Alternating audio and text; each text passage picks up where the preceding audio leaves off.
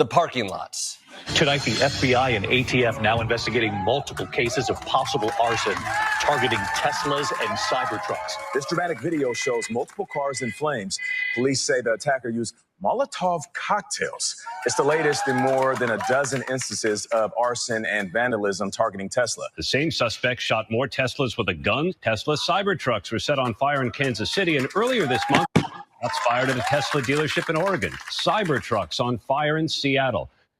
Wow, you guys like petty acts of domestic terrorism, huh? Jim, they're taking... When I tell you that I'm angry today, it's because I'm angry and frustrated today, and I went for a jog, and I figure I'll listen to the latest from Gad Saad, and it just so happened that the episode that I turned on was a list of things that are pissing off Gad Saad.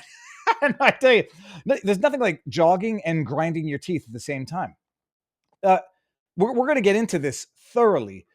And I am always very reluctant to draw analogies, between current events and, Nazi Germany. But just imagine there's no people that are the victim of this type of property violence, although there are. Imagine a crowd in Germany in 1938 cheering on Kristallnacht. Yeah, a bunch of buildings were broken and the windows burnt. Yeah, the crowd is cheering. And we'll find out if Gad Saad finds that comparison offensive. If you do not know who Gad Saad is, run a poll. There's no poll able to be run. If you do not know who Gad Saad is, put a 1 in the audience. We got Gad Saad coming on. I hear him. Okay, Gad, come on in now. So, all right. Gad and I start talking before the show just to make sure the mics are working. I'm like, dude, this is all got to go live. We're gonna wait for him to. I'm trying to. There okay, you go. Here we go.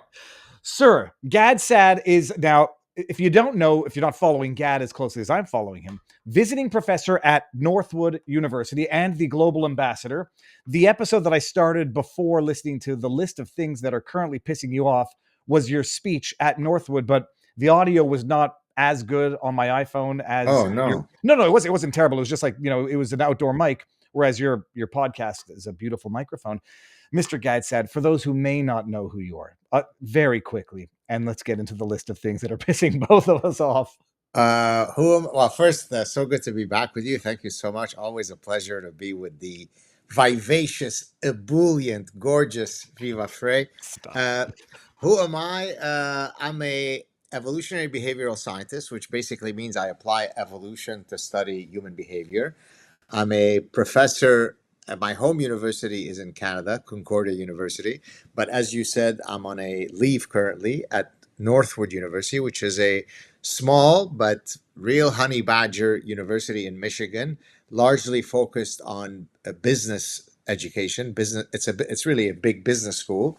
And I just returned from there yesterday. I was there for the first week of classes. I'm actually teaching a course on the parasitic mind. So that's been really fun. It's been great to interact with the students.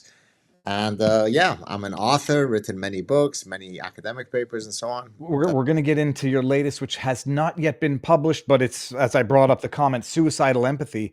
Yes, sir. What I did get by listening to the portion of the your speech at Northwoods was you have a curriculum for a program, a course that you're currently teaching. How often do you have to go down to teach it? Yeah, that's a great question. So one course is only being taught to professors and staff, which I thought was really cool, very innovative of Northwood to do that, because we also need to inoculate the professors who are spewing all the bullshit to the students. And so on Mondays, I teach a 1.5 hour course to faculty and staff. Only the first course, which was this past Monday, is in person. The other ones are remotely. And then I teach another parasitic mind course, but 8 weeks long, to students, undergraduate students. The first and the 8th week are in person, and the remaining ones in the middle are remotely. So there is a way that I can possibly sign up for this. I'm going to see if there's a way that I can sign up remotely, because I would love to follow it. Although I think I'm going to pick your brain worth of an entire course today. Everybody who knows you knows of the concept of suicidal empathy. And I mean, it's on steroids now, Gad, but the latest book. Yes, sir. When is it going to be released? It's on pre-order now. Right. Well, it's not yet available for pre-order. It officially, officially meaning by contract, I only have to submit the first draft of the book to my publisher next year. But it has so taken off. It is so timely. And, when Elon Musk keeps publicly tweeting, we need the book ASAP, you sort of drop everything else and focus on it. And so I'm trying to speed up the timeline. So hopefully, maybe by the end of 2025, if everything goes well. Again, I listened to your list of things that are pissing you off, and we'll get into Sure. an itemized. Just it's going to come up, but you have an amazing not an understanding, but way of applying evolutionary psychology to what we're witnessing right now. I'm more simplistic. What I look at propaganda media, and I think it's propaganda media, but we're witnessing now, at least with Elon Musk and this outright war against Tesla. I don't know how you characterize it. Do you think that this actually reflects the sentiment of a substantial portion of the population? Is this brainwashing via media? And if it's one or the other, what in the hell? So I'm gonna turn and I want to show you a book. I'm giving them. I'm not their publicist. I'm not related to them. Although one of the authors has been on my show. Oh, this way. So this book is called The Enigma of Reason. It's by Hugo Mercier and Dan Sperber, who are two French cognitive psychologists. The book is titled The Enigma of Reason, and you'll see in a second why I'm mentioning it. I actually referenced this book in chapter 7 of The Parasitic Mind. What Mercier and Sperber argue is that human beings did not evolve the capacity to reason in order to seek out some objective truth, but rather they evolved their faculty of reason simply to win arguments. Now, you can see how I'm setting this up for your Elon Musk question. Therefore, when you're seeing the tribalism and the hate that you're seeing, it is a reflection of the fact that when people are evaluating Elon Musk, they're not saying, is he objectively someone who is doing good? But rather, they're trying to make sure that their team wins. When Elon was a billionaire on the side of the Democrats, then he was the greatest green guy and he was doing Tesla and he was a hero of everyone. When he now endorses Donald Trump, all objective metrics cease to exist. He's no longer on our team, therefore he must be Himmler. So again, this book is incredible. And again, I have nothing to do with them, but I think it's a very technical book. It's an academic book, but it's an incredibly powerful book because it really does point to that insight that people simply care about being proven right. That's why you have so many people who will go against Trump, even if 10 minutes earlier, they would have told you that they support the exact same policy that Trump is espousing. The minute that he espouses it, then I'm against it. So that's a very difficult problem to overcome, Viva, because I'm in the business of trying to, inoculate people against stupidity, but knowing that the architecture of the human mind doesn't care about truth and only cares about being proven right, it's a tall order at times. The question is, the book sounds like a not to say a long-winded, explaining what we typically refer to as motivated reasoning. Yes, you exactly. want to come to the conclusion, so you'll twist and bend to make it happen. What is what's the, to use the term, but what's the evolutionary basis? Is this just a question of fitting in with the crowd and the likelihood of survival if there's a certain amount of crowd think? Yeah, that's a great question. Certainly there is a bit of that, right? We're both a herd animal and an animal that tries to at times differentiate themselves from others. Actually, there's a very interesting paper that was published a few years ago that looked at, and you'll see in a second how I'm going to relate it to what you just asked, that looked at two types of advertising strategies, okay? One type of advertising strategy is called social proofing. So, for example, if I say 6 billion people have been happily served by McDonald's, shouldn't you come to McDonald's? So there's been social proofing, meaning that it's already been tried and tested, so you can try it as well. There's another type of advertising appeal called a scarcity appeal, right? Limited edition, one of only a few. And it turns out that when you prime people for survival, they're much more likely to prefer the social proofing advertising appeal. But when you prime them for mating, they're much more likely to prefer the scarcity appeal. Why? Because when I'm facing a survival threat, then I want to be part of the herd. Therefore, social proofing works. But when I am primed for mating, I want to stand out from all of my competitors. I want the pretty girl to notice me and to see that I'm different from Viva, and therefore the scarcity appeals to me. And therefore, we are an animal that both seeks to at times differentiate ourselves from other and at times be part of the herd. Okay, that's actually very fascinating. And when we're talking about this type of tribalist us versus them, it is the peer approved method and not the standing out and being the thought leader. I mean, it's another thing that you're trying to crack, I presume. How do you get through to the masses? I mean, well, first of all, let me back it up. Is my analogy to the groupthink of what we just saw in that opening clip and eras of the past where people tolerated, promoted, condoned, and applauded violence? I mean, we're witnessing it right now. Is there any material difference between this level of rationalizing, justifying violence versus historical examples of it? Right. No, that's another great question. Look, these frailties of the architecture of the human mind are not specific to the current era, right? It is an indelible part of the architecture of the human mind, for example, to be parasitized. The only thing that is specific to the current era are the specific idea pathogens that manifest themselves today, right? So 300 years ago, it would have been perfectly reasonable for us to organize our neighborhood as follows. I think that Linda might be a witch. Let's throw her into some water, see if she actually swims. If she does swim, that proves that she's a witch. And if she drowns, oops, I guess Linda wasn't a witch. And that hence the Salem witch trials, right? Now, in that time, that parasitic idea made perfect sense. Well, today we have other parasitic ideas. We have postmodernism, we have cultural relativism, we have social constructivism. And so the only thing that is unique about the current time period are the specific forms of parasitic ideas, irrationality, emotional incontinence. But all of these things are an indelible part of the human spirit, unfortunately. Now you said something, and I'm not sure if I just connected two dots, and it's going to be a novel idea. Salem witch trials. I remember, I don't know where I heard it, that there was some argument theory that there was some sort of mass pollution or mass toxic infection. I think it was because of what people were eating, which made them susceptible to hallucinations and this type of psychological madness. Does that ring any bell with you?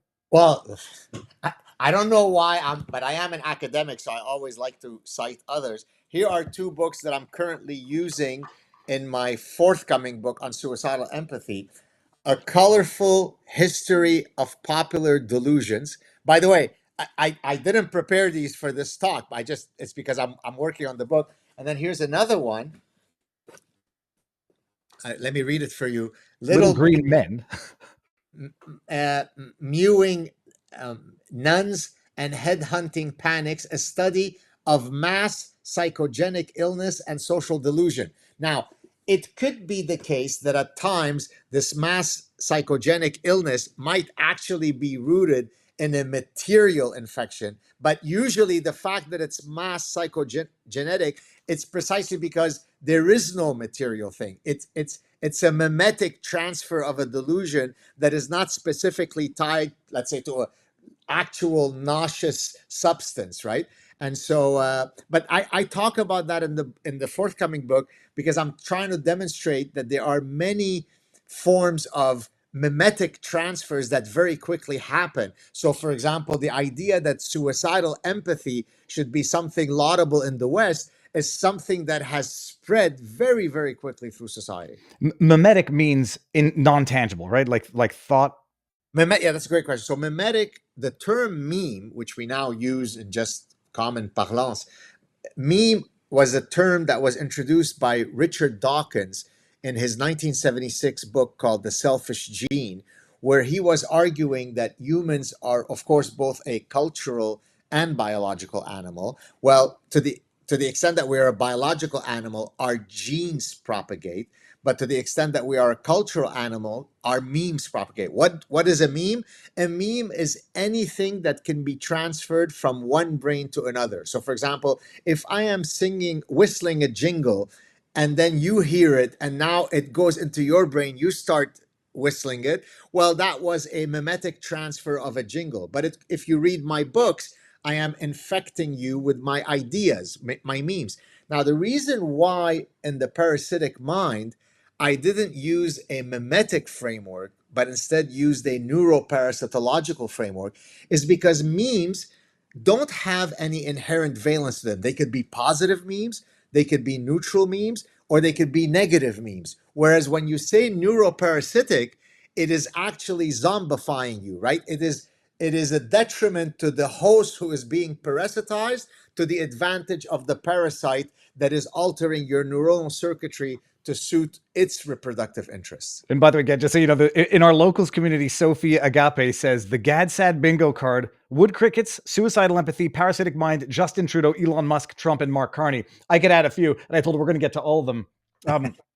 No, the reason I'm asking that is the idea that there's something in the water, and people today have been talking about the effects of plastics and what's the word when they interfere with your there's a word that about microplastics interfering with your Like endocrinological system? Yes, that's right. And interrupting endocrinological interruption.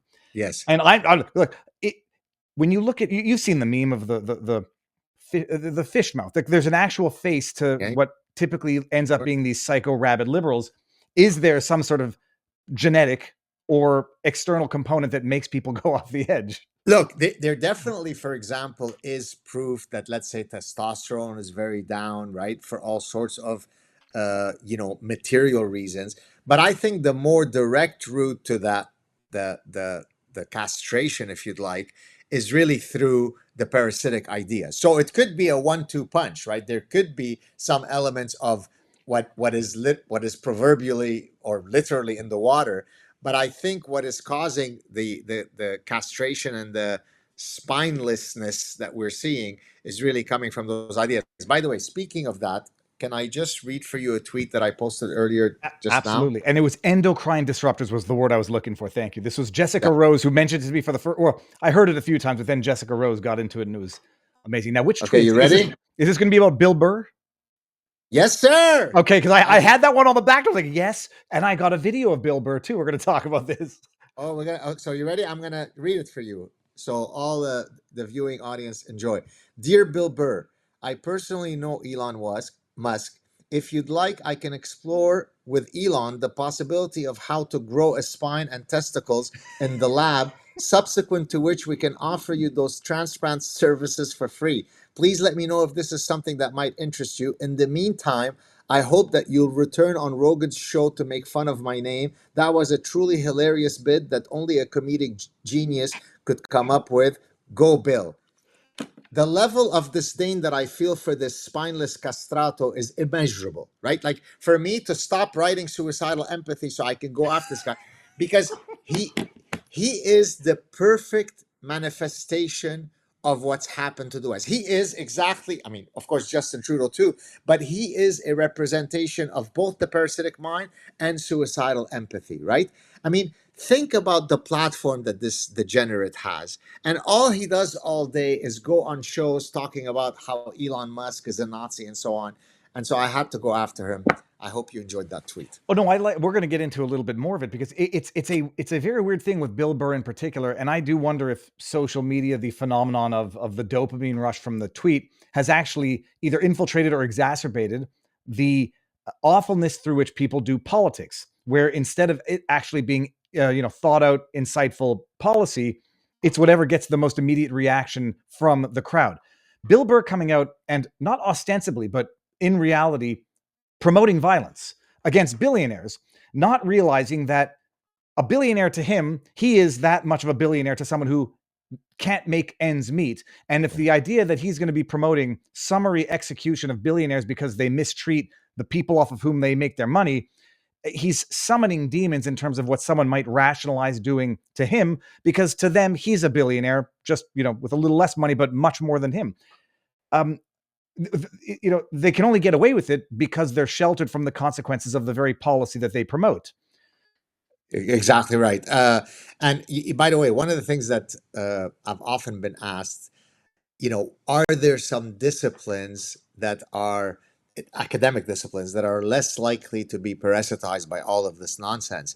And the reason I thought about this is because you were saying that they're sheltered by the consequences of their stupidity.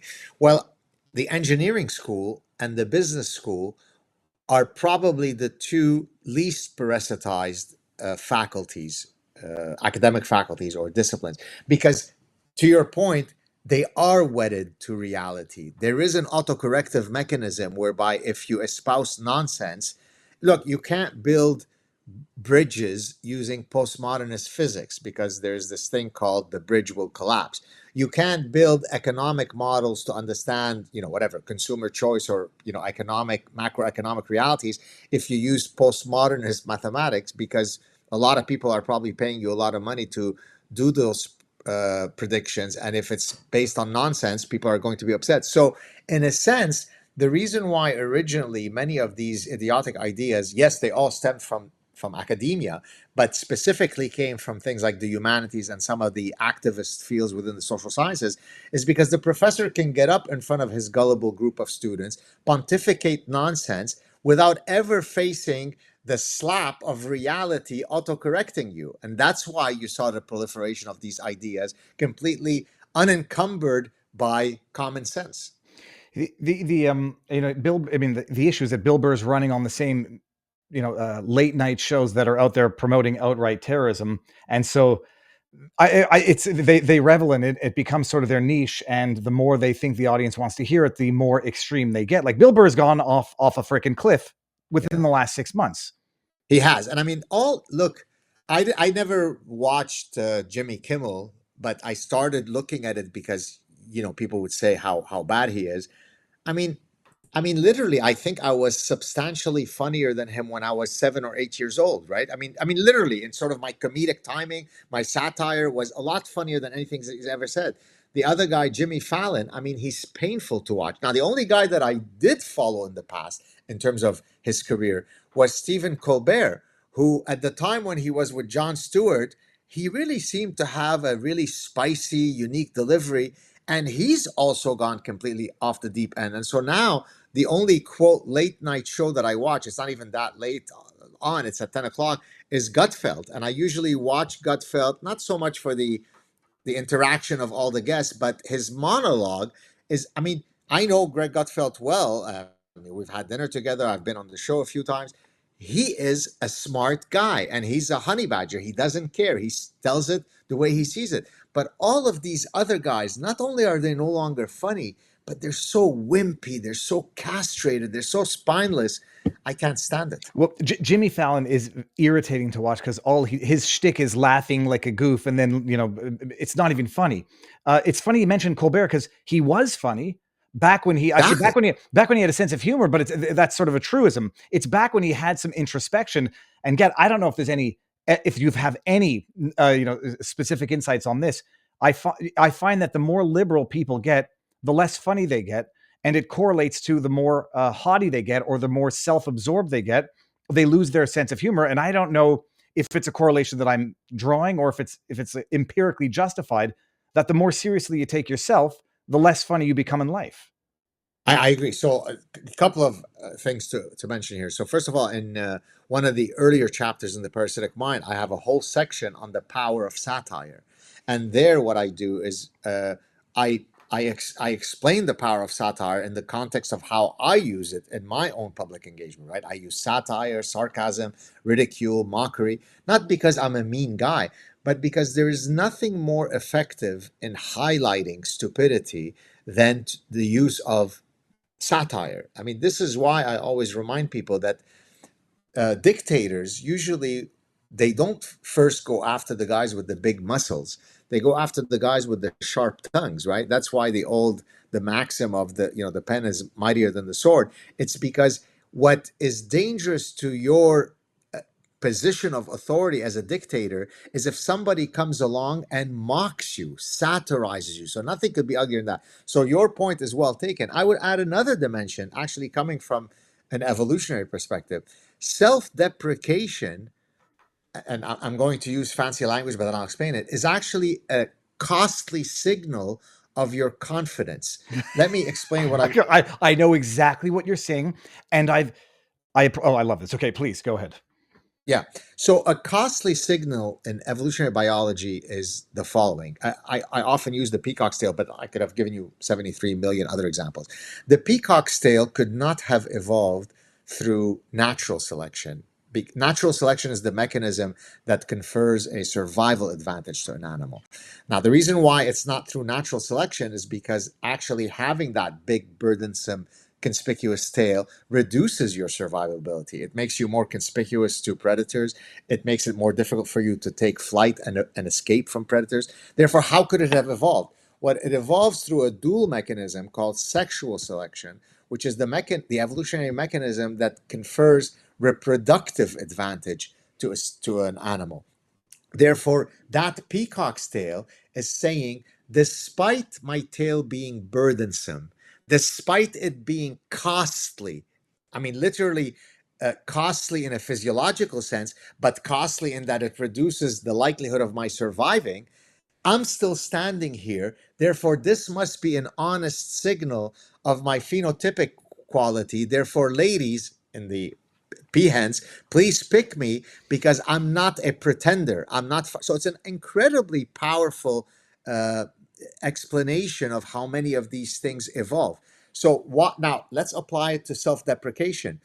If I am actually someone who's very self-assured, I don't have the fragility that would make it difficult for me to turn my satire and mockery against myself, right? So neither you and I are tall guys. And so I can make fun of the fact that I'm not 6'1" without it affecting my sense of self because my confidence makes me actually 7 feet tall. And so when I start putting on weight, I can go on social media and say, all right, ladies and gentlemen, I think I have officially reached walrus status. Well, because I'm not insecure about myself, I can make fun of me having just put on weight. And so self-deprecation is an honest signal of true self-confidence.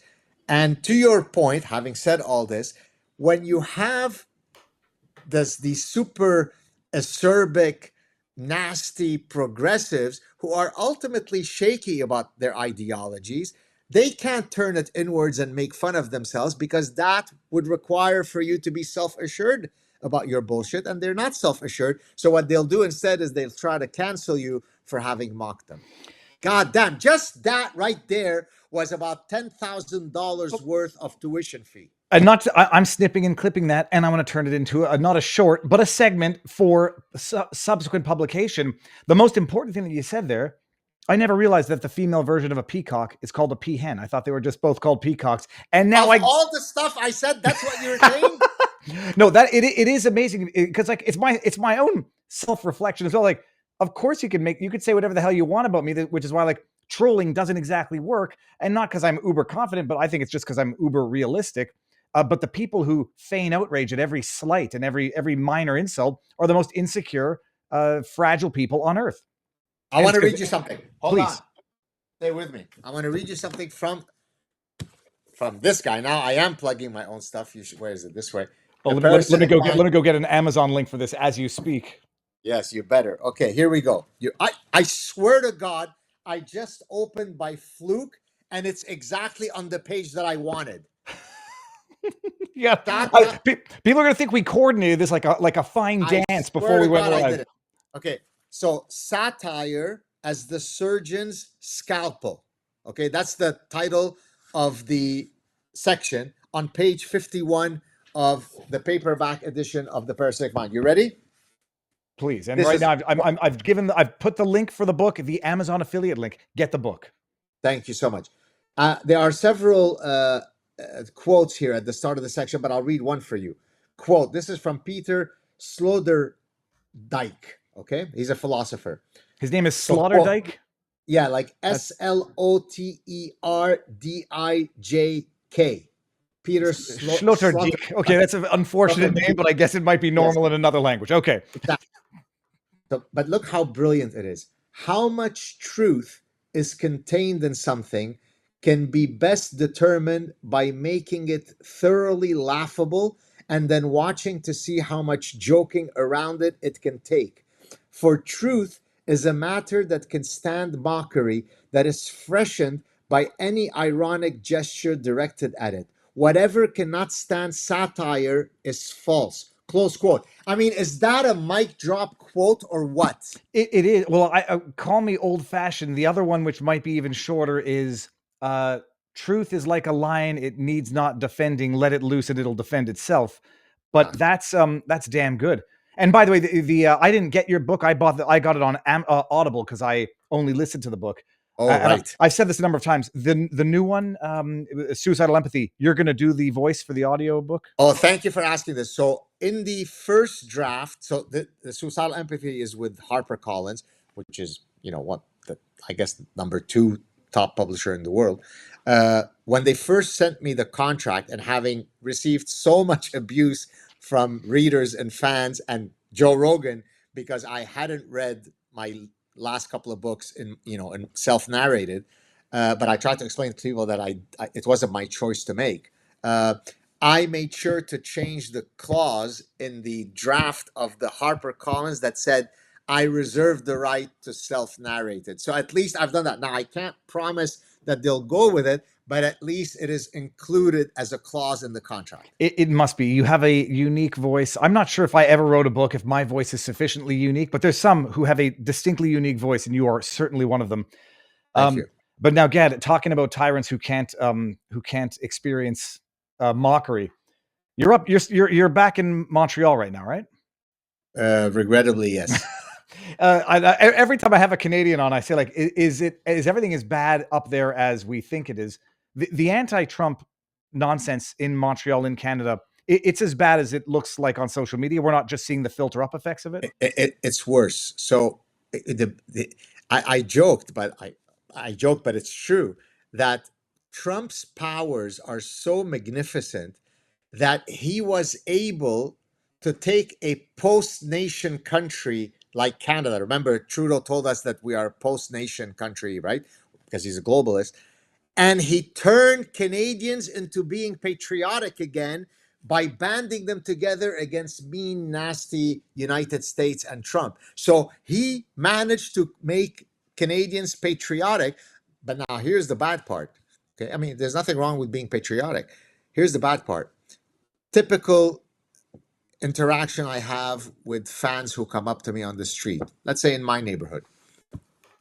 Oh, Dr. Saad, I'm such a massive fan. I love everything you stand for. I love everything about you. Everything. Thank you so much for your work.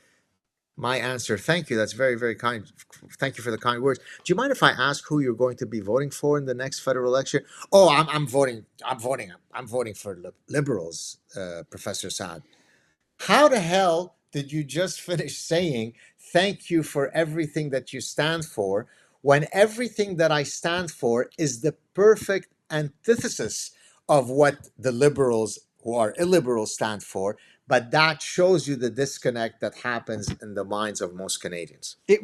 What's driving me nuts is that people are stupid enough, and I'm being mean to liberals, I guess. Anybody who's stupid enough to vote for a liberal is an idiot who has learned nothing from the last 9 years. Now, it's not to say that I would endorse Pierre Poilievre, because I don't and won't, but you'd have to be stupid to continue voting for the very party that has destroyed you for the last decade, only because you don't know that the guy that's replaced him, A, was behind the scenes the entire time advising Trudeau, so it's not even as though he's better than Trudeau.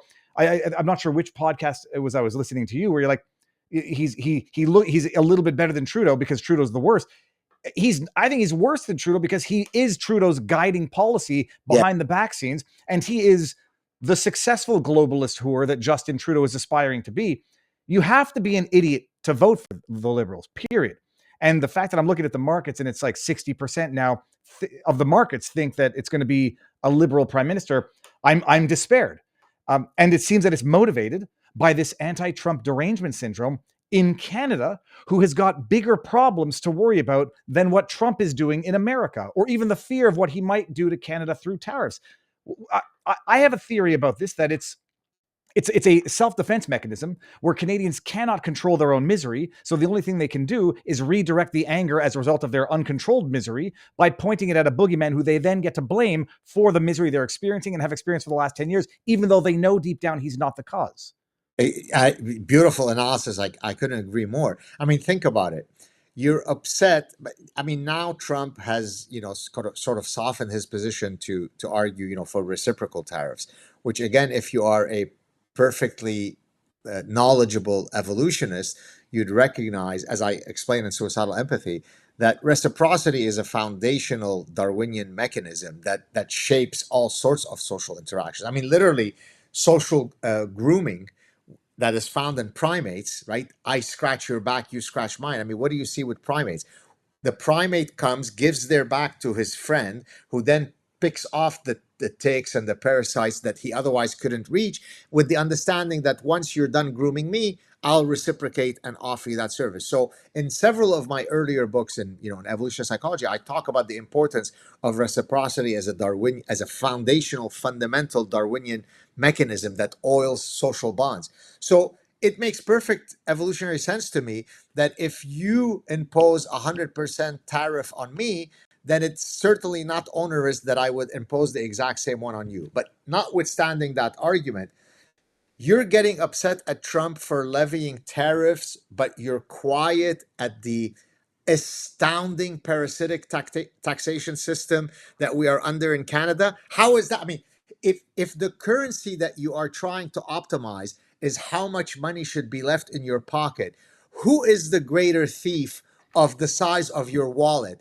Is it Donald Trump in the last 6 weeks, or is it what you are faced in terms of taxation in Canada? Now, here's the problem. It's a quite an important problem when it comes to, say, trying to create collusions amongst people.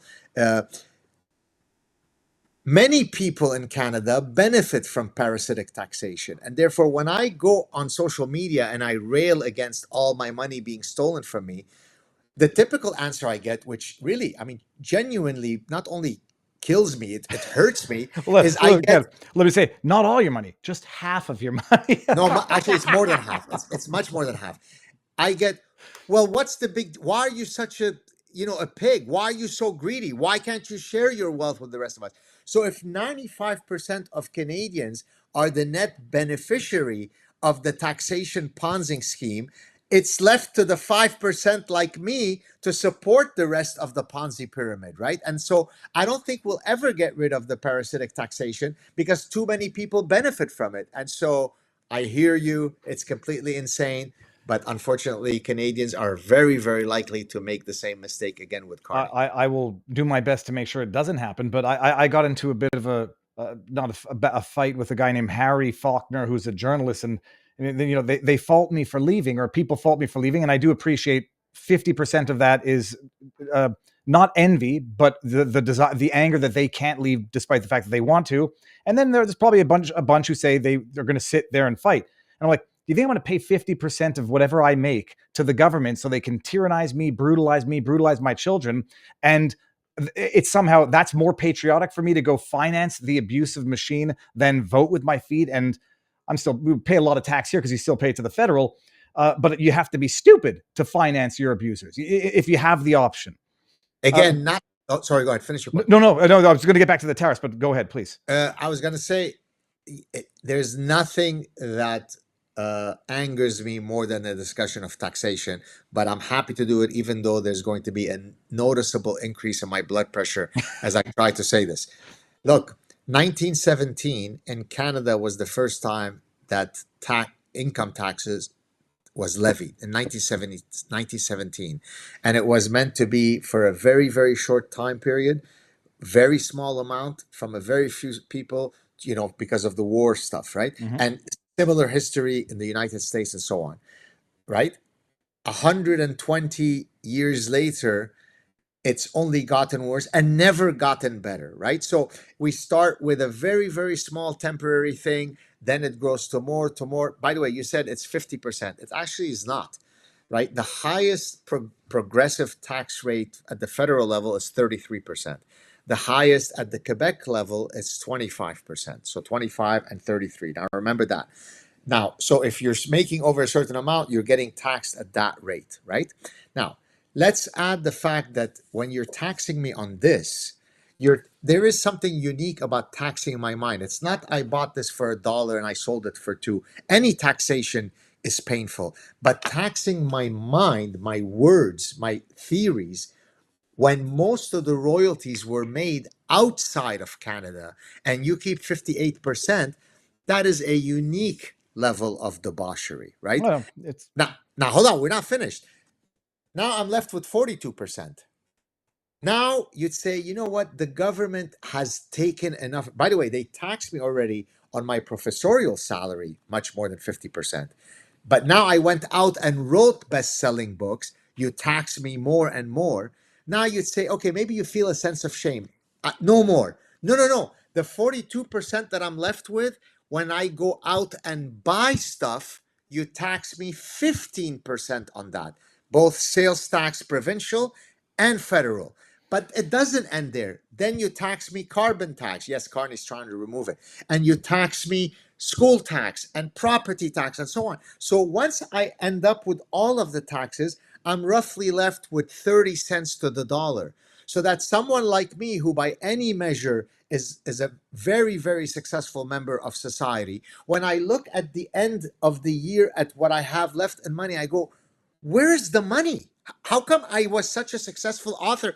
How come I can't retire? How come I don't have any money? Well, because the government is an empathetic government that doesn't think it's fair for you to be more successful than others. They will take your money and redistribute it properly. it is enraging. And yet, as someone who has broken the residency requirement, there is that exit tax, which they gleefully charge you a deemed disposition of the value of your assets, which you may or may not have, and that's what you have to pay when you leave. It's criminal, period. And people don't really understand just how bad it is up in Canada, because it's not like the 47 to 50% of your income. Then you got 15% sales tax, and you say property tax, mutation tax, hidden taxes, license fee renewal, passport renewal. It's endless chipping away, and then they go and what do they do with it? Squander it on foreign countries, on foreign conflict, and whatever. The issue with the tariffs, and I brought up someone in chat said Canada wouldn't be so pissed if they weren't systematically exploiting the U.S. The idea, what the hypocrisy that drives me nuts. Poiliev comes out and says, I'm standing up for Canadians, so we're going to impose retaliatory tariffs. Canadians don't seem to understand tariffs on chicken, milk, poultry, meat in the U.S. It's been like 200, 300% that they've imposed on American imports to prop up the Canadian market. And all of a sudden, Trump comes in and says, I want to stand up for Americans. He's a traitor to Canadians, as though he ever had an obligation to them. But when Canadians fight back, then it's defending Canadian, Canadian jobs. It's predicated on ignorance, is the bottom line. Well, it's predicated on ignorance, and it's predicated on a sense of entitlement that's difficult to comprehend, right? There is something in decision making called rational choice theory, right? Rational actor theory, which basically says that all other things equal, it makes perfect sense, and certainly evolutionary sense, that people or actors look out for their best interest. I mean, it's at the root of Ayn Rand's objectivism, right? Quote, selfish interests, right? So why would it seem, why can't you have theory of mind as a Canadian and say, in the same way that we benefit from this, they've decided to stop the gravy train. By the way, when I tell that to Canadians, I'm treated as though I'm treasonous, right? Because a logical person should just say that Donald Trump is Himmler, and the fact that he is trying to negotiate a better deal for his people proves that he's Himmler. By the way, my 16-year-old daughter went to see her physiotherapist because she was having knee problems, which she has been having, endemically now because of soccer.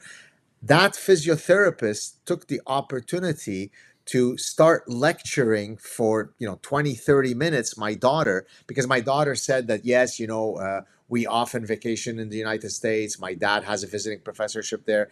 And then the physiotherapist tells my daughter in a very condescending and patronizing way, "Oh, sweetie, it looks like you've drank the Kool-Aid." Meaning, like, right? No rational person could ever have anything good to say about the United States. But, you're just a moronic child. That might explain why you're aping your dad's favorite position towards the United States. It's maddening. No, that pisses me right off beyond the point of no return. Were you present when the doctor I did that? wasn't. I wasn't. But Because it would have been bad either way. The audacity to do it in front of the parent, but the audacity to do it when the parent is not there is beyond words. Like, not that this doctor she might be very well versed in politics, to indoctrinate somebody else's kid in the absence of the parent, where the parent is not.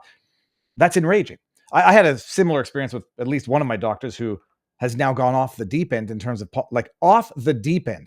This was my GP who he checked my prostate. And then I'm sure if he did it now, he would like deliberately cause some additional harm.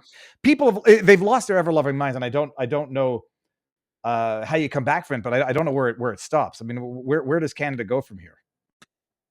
Yeah, I really don't know. I think that, the demographic shifts that have happened in Canada, I fear that they are irreversible. I mean, there is a pathway to reverse them, but there is no stomach to do such cataclysmic changes, right? I mean, absolutely deport anyone who exhibits any ideological commitment to any belief system that is contrary to our foundational values. They're back on that plane. I don't give a shit what papers they have. But, I mean, there is such a thing as being seditious, right? I mean, that word does exist, right? So, but you have to have the courage to be able to invoke such things, right? Now, the reality is that Canada is changing in ways, as I know you know, Viva, in ways that are simply astounding. And I may have mentioned this before, and if I have, forgive me for repeating, but maybe I haven't. From 1975, when we first moved to Canada from Lebanon, to 1998, and the only reason I know that it's 1998 because it was an episodic memory, which I'll explain in a second, like meaning that I retained it in my long-term memory. From 1975 to 1998, I had never seen a single woman veiled, not one. In 1978 and 1998, I saw one downtown, and I said, "Oh my God, I haven't seen this in decades. I've never seen this." From 1998 to today, I can walk down on any street and anywhere in Montreal, and 30, 40, 50% of the women are veiled. Now, that didn't happen over a 500-year period. It happened over 2 decades. So what are the numbers that must have occurred over the past 2 decades to completely alter my sense of belonging in the society, right? Now, I could have easily argued that, look, there's an area in Montreal called Outremont, which of course maybe your viewers don't. It's the Black Hatter Jewish neighborhood. Exactly, it's the Black Hatters. It's Orthodox Jews. Now they are restricted to a very, very small area, and that's fine. That's great. Live and let live. Now imagine if overnight, over the past 20 years, 1 out of every 2 people that I saw in Montreal was Hasidim, right? Well, I could also say, you know what? I never signed up to be in an ultra-Orthodox society. So it's not. So I don't need to hear the bullshit from people. Oh, but you're Islamophobic. First of all, there is no such thing as Islamophobia. But the reality is, many of us, I mean, literally escaped that world so that we could have that ideology in the rearview mirror. And now I can't escape it, right? I mean, for example, at my home university, for many, many years that I was there, we never had to have any meetings regarding religious accommodations. In 2011, I was asked to be on a university-wide committee, which was stupid of them to ask me to be on it. They asked me to be on a committee in order for us to now navigate religious accommodation issues. And I brought up the point right there in front of everybody while everybody put their head down and started shuffling their paper, pretending they didn't hear me speak. I said, I'm wondering, why is it that we have called for this religious accommodation meeting now? Has something happened at Concordia or in Montreal or in Quebec that necessitates that we've had this? Everybody, of course, we all knew what it was, but nobody was willing to say what it was. So cultures and religions have specific belief systems. Some of those belief systems might be perfectly consistent with the the belief systems of the host society, and some might be perfectly antithetical. It doesn't take a fancy professor to make that point, and yet, regrettably, our immigration policy has been one that says all immigrants are equally likely to assimilate, and Canada will forevermore bear the brunt of that decision. Well, what's amazing in Cryptus brought this up. This because I remember it when Trudeau said Canada has no core identity. Yes. But and I remember people calling Canada a post-nation state. I never really understood what it meant. And now all of a sudden, all this in Suicidal Empathy, by the way. Go ahead. yeah, so everybody. I mean, it's Suicidal Empathy. Sorry, I'm thinking of Parasitic Mind. Yeah. Everybody must read it. The what was I about to say though? It was about the no core identity. Oh yes, that's right. And talking about like the Orwellian tearing up the script mid-speech and just going the other way, and everybody pretends that that's what they were saying all along. And the going back to the concept from the beginning. The flag during the Ottawa protest was considered a far-right extremist Russian-financed object that the right was exploiting to claim patriotism while they were secretly far-right extremists. CBC ran an article. They said the word freedom has become the rallying call for the far right. It might have been CNN. It's one of the propagandist rags. And now all of a sudden, it's like they take the flag, they take the word freedom, they take the word nationalism, and they adopt it and make it their own, despite what they've been saying for the last 10 years. But you said they had the religious accommodation thing in 2011. Yeah. What did happen in that year? I think it was well, I mean, what was happening certainly at Concordia is, I mean, look, Concordia for certainly well over 20 plus years has been colloquially referred to as Gaza University, right? I mean, someone said it in the chat. I was going to bring it up, but I don't want to look like I was being overtly controversial. Yeah, I remember in 2000 when I was at McGill, it was 2001, and I think it was Netanyahu. I think 2002. I think 2002 when he came to speak, and there were protests, and they prevented him from speaking in 2002. I was luckily at McGill, which was the reasonable university, but I think that's fallen off the cliff as well. Sorry, go on. Yeah. So I think what happened is that look. Before I answer what happened, let me give a personal story. And this probably is mid 80s. I was a very competitive soccer player. I think we were playing a semi-final maybe of the Quebec Cup in the what's called the Premier League in Quebec. And it just so happened that the game was happening at the start of Yom Kippur. Yom Kippur, for those of you who don't know, is the highest holiday in Judaism. It's about a 25-hour fast, full fast, right? No water, no food, no brushing your teeth, people. No brushing your teeth, no nothing. The rules. Okay. Now, I had a game, and at the time, I mean, it's now been a few years that I haven't done Kippur, but from about the age of 10, 11 till about maybe 10 years ago, I had an uninterrupted adherence to Yom Kippur. And so 1985, 86, I would have certainly been in the midst of always adhering to Yom Kippur. And so I had to go to a game. I had to play that game without ever drinking or hydrating at that game. And then waited 25 hours. And I mean, literally you could die from it, okay, in terms of dehydration, right? And yet I didn't have the reflex to say, change the schedule to fit my religion. All the years that I have been a professor, even though it was my right to not go to school and teach on the days where it was high holidays, I didn't think it was appropriate of me to do that because that's my problem. I'm at a secular university in a secular society. That's the cost I have to bear. I don't impose it on others. So look at the difference in mentality. My burden of my religion is mine alone to bear, not to be imposed on others for them to accommodate my things. But then the beautiful, noble religion of Islam comes along and very quickly says, no. When you are in our society, you adhere to our wishes. And when we come to your society, you adhere to our wishes. Got it? Any questions? And that's what you see. And as the numbers increase, those encroachments become a lot more ominous. Today, as I predicted all along, you now have closing of streets for mass prayers.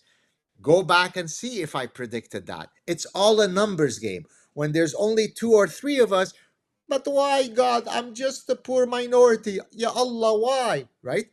You get it? But once we become a lot more, we're a lot more forceful. And then one day you wake up, oops, you live in an Islamic society. I appreciate, first of all, the historical argument to that and the examples of it. I know just the pushback would be the rules of like why food is kosher when there's only 1.5% of the population who are Jewish. The pushback would be, what if the eruv, the little string that they put around neighborhoods, and some people would say, look, it was always my view as well. I went to 3 different high schools, one of which was a very, I think it was Protestant. It was called Lower Canada College, and I was rebellious for the sake of being rebellious, but when people got upset that they had tryouts on Yom Kippur, I was like, if you want to live in a Jewish state, you can go live in the Jewish state, especially if you want to go to a school that is fundamentally Protestant of origin. I'm going to feel really stupid if it was Catholic. Doesn't matter. That's the way I felt.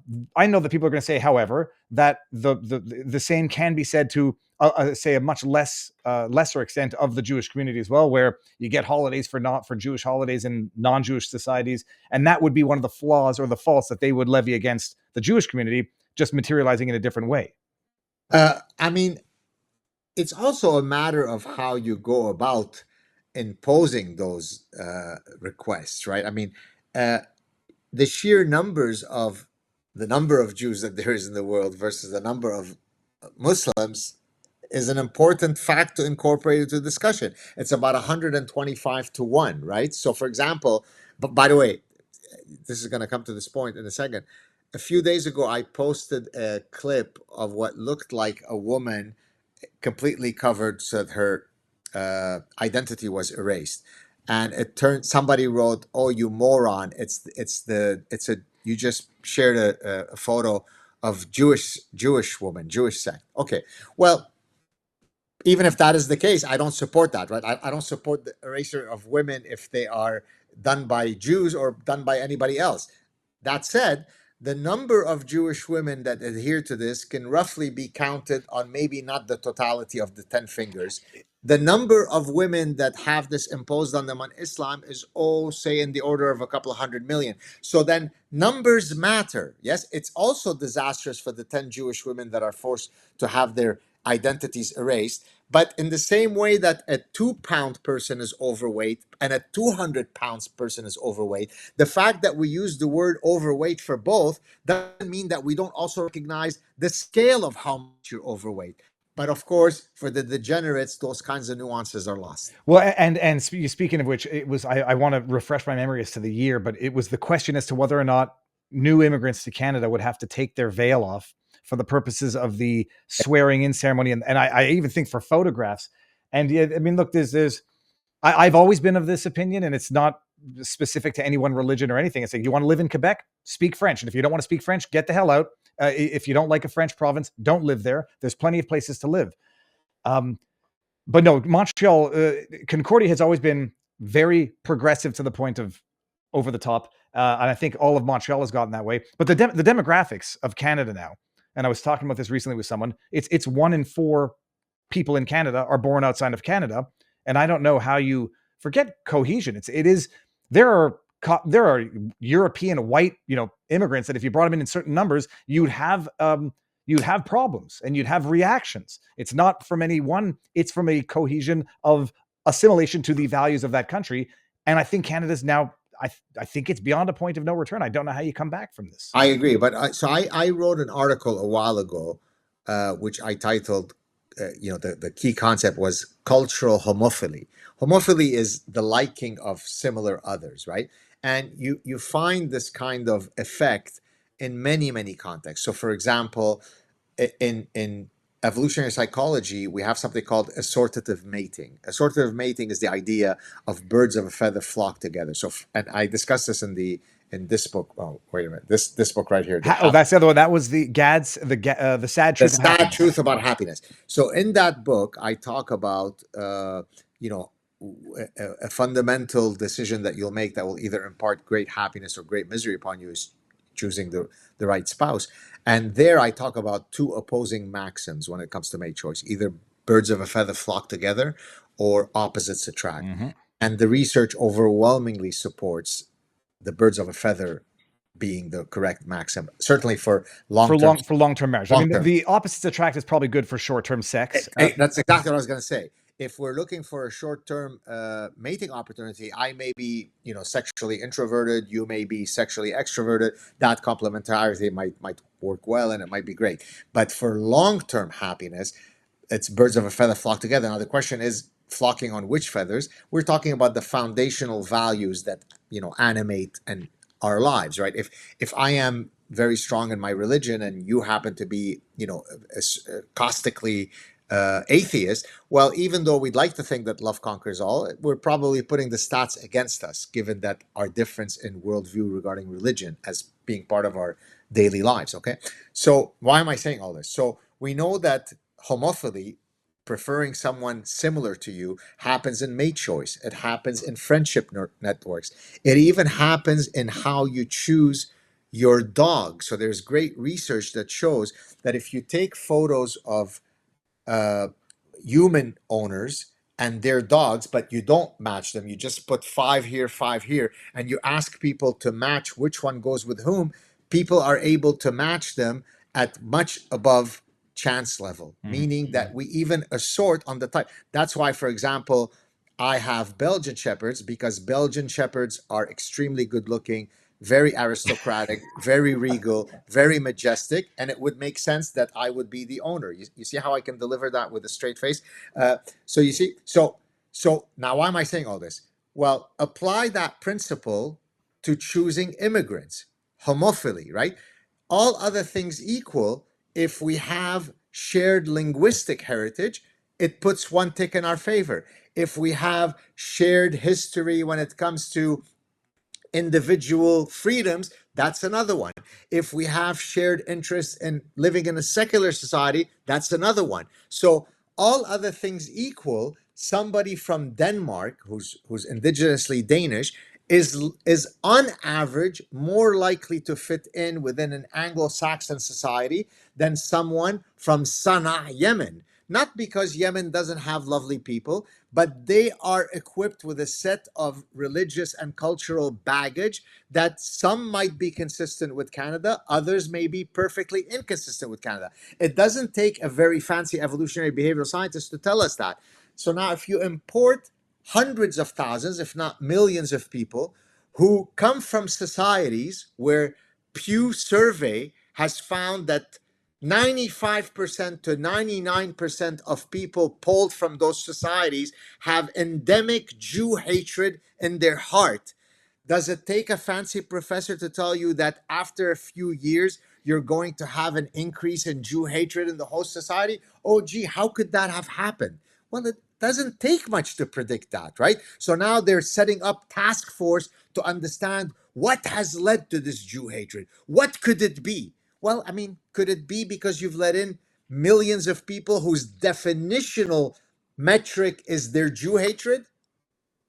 No, it's people will accuse you for emphasizing the Jew aspect of this. You can look to Sweden and it doesn't materialize as Jew hatred, but rather materializes as women's rights issues. And you have problems in which may or may not be specific Jew hatred, but rather also and including intercultural problems that occur among the very same people that are coming in, who then import their local domestic strife into Canadian politics, which I believe we're seeing in certain parts of Canada, cities I shan't mention.